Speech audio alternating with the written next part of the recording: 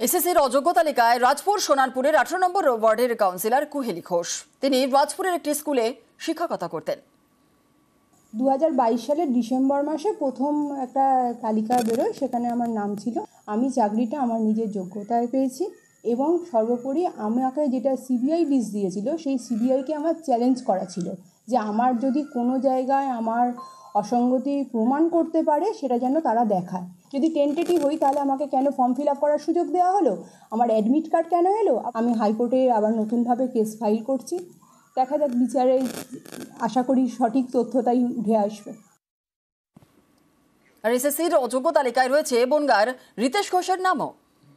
2016 সালে যখন পরীক্ষা দিয়েছিলাম তখন আমি একজন ক্যান্ডিডেট। কার সাথে কি চুক্তি হচ্ছে, কার সাথে কি, সেটা আমার জানার কথা নয়। প্রত্যেকটা ধাপ পার করে করে আজ আমরা এখানে এসেছি। আমি অন্য চাকরিও পেয়েছিলাম, সেই চাকরিতে আমি যেতে পারতাম। আজকে এসএসসির ভুলের জন্য আজকে এই অবস্থা হয়েছে। যে এসএসসি এটা কি করে নামটা আমাদের ওইমানিসুর নামটা ওখানে ঢোকালো, প্রশ্নচিহ্ন আমার এখানেই। তার কারণ হচ্ছে আমাদের নামটা ওখানে থাকারই কথা নয়, কারণ কোর্ট আমাদেরকে চিহ্নিতকরণ করেনি টেন্টেড হিসাবে। তাহলে আমাদেরকে ঢুকিয়ে দিল কেন? পাশাপাশি এসএসসির অযোগ্য তালিকায় পশ্চিম মেদিনীপুরের বিপ্লব বিবারের নামও রয়েছে। ফার্স্ট ক্লাস পাওয়া আজকে আমরা অযোগ্য হয়ে গেলাম সমাজের কাছে।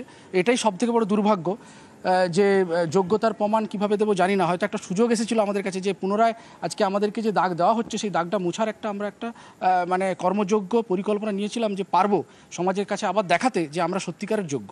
কিন্তু আজকে এসএসসি আবার পুনরায় একটা অযোগ্যতার মতো কাজ করলো। তাহলে টেন্টেড আনটেন্টেড যদি বিভাজন হয়ে থাকে তাহলে টেন্টেডরা বসতে পারবে না, বঞ্চিত, ঠিক আছে, তাহলে আনটেন্টেডরা কি তাদের চাকরি ফিরে পাবে? অযোগ্য তালিকায় নাম রয়েছে পূর্ব মেদিনীপুরের ভূগোলের শিক্ষক কমলেশ কাপাটের। আমাদের অ্যাপ্লিকেশন গ্রহণ করেছিল কোর্টের অর্ডারেই এবং আমাদের অ্যাডমিটও ইস্যু হয়েছিল। আজকে কোন মন্ত্র বলে বা হঠাৎ আমাদেরকে টেন্টেড করে আমাদের মানে অ্যাডমিটটাকে ক্যান্সেল করালো এবং আজকে আবার তালিকায় উঠালো। আমরা আবার কোর্টের কাছে যাব বা কমিশনের সাথেও সাক্ষাতে কথা বলবো, আমরা কারণ দর্শাবো যে কী কারণে আমাদের তালিকায় নাম আসলো।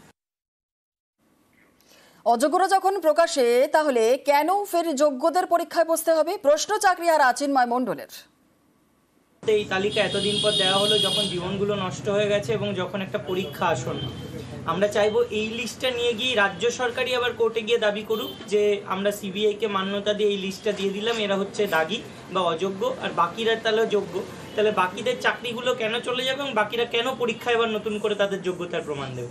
এটাই তো এখন সব থেকে বড় প্রশ্ন। আর আমরা দেখতে পাচ্ছি বিচার ব্যবস্থার কাছেও আমরা মানে সত্যিই খুব মানে আমাদের নিজেরা অসহনীয় হয়ে পড়েছি যে যেখানে গিয়ে বিচার ব্যবস্থার কাছে সঠিক বিচারটা আমরা পাচ্ছি না। চাকরি ফিরলে তবেই স্বস্তি, মন্তব্য সুমনের। আজকের দিনে আমরা কিছুটা স্বস্তি পেলেও আমাদের যোগ্য চাকরি জবে ফিরবে সেদিনই আমরা স্বস্তিতে আনন্দে আপনাদের সামনে কথা বলতে পারবো। আর সুপ্রিম কোর্টের নির্দিষ্ট অযোগ্যদের তালিকা প্রকাশ। এসএসসির লিস্টের সামনে আসতেই তৃণমূল বিজেপির তরজা তুঙ্গে।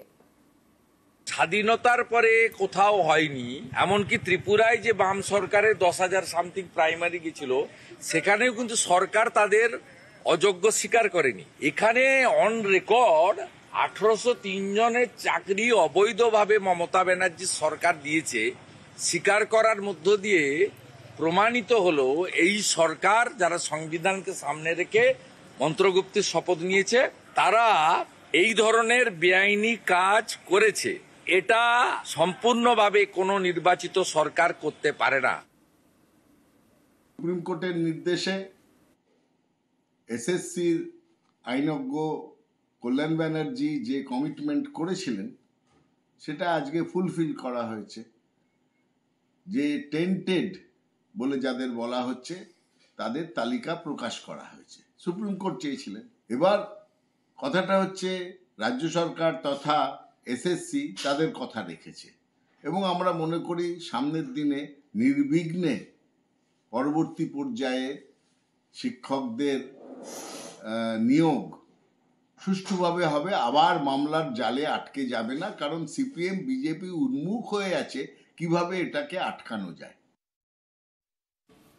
জমি বাড়ি ব্যবসা ইডির দাবি চাকরি বিক্রির টাকায় সাম্রাজ্য গড়েছিলেন জীবন কৃষ্ণ সাহা। কেন্দ্রীয় গোয়েন্দাদের নজরে একাধিক অডিও এবং ভিডিও রেকর্ডিং। ইডির দাবি চাকরি প্রার্থীদের সঙ্গে বড়ুয়ার তৃণমূল বিধায়কের কথোপকথন রয়েছে এই রেকর্ডিংগুলিতে।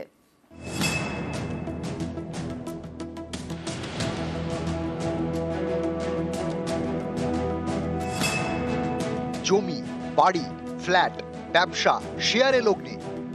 কেন্দ্রীয় তদন্তকারীদের দাবি চাকরি বিক্রির টাকায় সাম্রাজ্য গড়েন মুর্শিদাবাদের বড়ুয়ার তৃণমূল বিধায়ক জীবন কৃষ্ণ সাহা। মুর্শিদাবাদ থেকে বীরভূম একাধিক জেলায় বিপুল সম্পত্তি কেনেন, মিউচুয়াল ফান্ডে লগ্নি করেন, আলুর ব্যবসায় বিনিয়োগ করেন। অল্প দামে আলু কিনে কোল্ড স্টোরেজে রেখে মুনাফা করেন। ইডির দাবি বিধায়কের ব্যাংক অ্যাকাউন্টে 1,20,00,000 টাকার বেশি লেনদেন হয়েছে। আমরা ব্যবসায়ী পরিবারের লোকজন, আমাদের টার্ন ওভার হয় ইয়ারলি 2 কোটি টাকা। কোনো রকম তথ্য প্রমাণ নাই। রেশন ডিস্ট্রিবিউটার আছে, রাইস মিল আছে, যেখানে পটেটো কোল্ড স্টোরেজ আছে।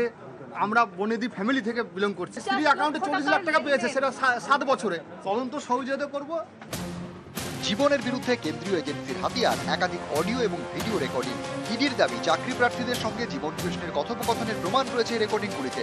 বিধায়ক গ্রেপ্তারের পর ভাইরাল হয়েছে একটি ভিডিও, যেখানে দেখা যাচ্ছে জীবন কৃষ্ণের কাছে টাকা ফেরত চাইছেন এক চাকরি প্রার্থী। আপনি বললেন 4 লাখের মধ্যে 2 লাখ দেবো, তাই বললেন। সেটা তো আমি বললাম, শরীর খারাপ কবে থেকে আমি বলছি 2 লক্ষ টাকা 4 লাখের মধ্যে 2 লাখ দেন অন্তত আপাতত। 2 লাখ টাকা দেন প্লিজ, প্লিজ স্যার। একটা ভিডিও দেখা গেছে যেখানে আপনি টাকার কথা বলছেন, ফেরত চাইছেন।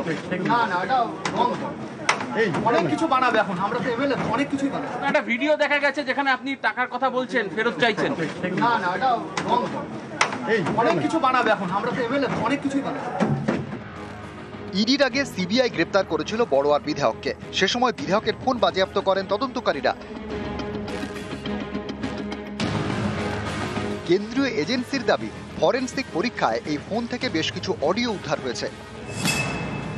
এতে চাকরি প্রার্থীদের সঙ্গে বিধায়কের কথোপকথন রয়েছে। চাকরি প্রার্থীদের সঙ্গে বিধায়কের হোয়াটসঅ্যাপ চ্যাটও মিলেছে। ইডির দাবি চাকরি না হওয়ায় বহু চাকরি প্রার্থী জীবন কৃষ্ণের কাছে টাকা ফেরত চান। টাকা ফেরত চাওয়ায় বিধায়ক অনেককে হুমকি দেন বলে অভিযোগ।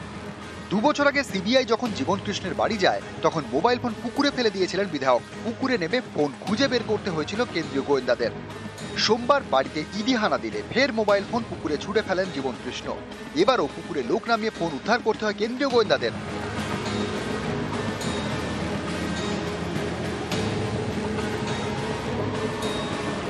বিধায়কের যদিও দাবি তিনি পুকুরে ফোন ফেলেননি। আপনি মোবাইল কেন ফেললেন? মোবাইল ফেলিনি, কতবার বলবো মোবাইল ফেলিনি। দাদা মোবাইল কেন ছুড়লেন? নিউজ 18 বাংলা।